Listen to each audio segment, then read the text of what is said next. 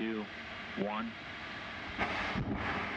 We're used to seeing and hearing the full force of rockets, blasting space shuttles out of our atmosphere and into space.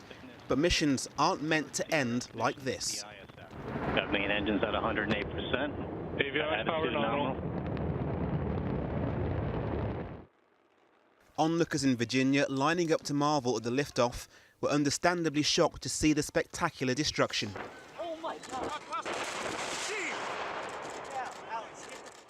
This shuttle didn't have any passengers on board.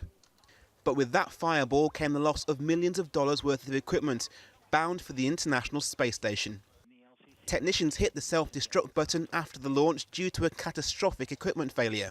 It's a tough time to lose a launch vehicle like this and its payload. It's not as tragic as losing a life associated with it, and so we're very happy to report that there were no injuries and the safeguards both in flight and on the ground worked as they should have. The cost of this failed mission is now being counted, but this 14-story high rocket alone cost $200 million. Since NASA retired its space shuttle 3 years ago, they now rely on other countries and private companies to reach the International Space Station. This accident has also put into focus NASA's reliance on Russian space equipment, some from the 1960s. This Russian rocket today launched without a hitch, but experts have warned not to jump to conclusions.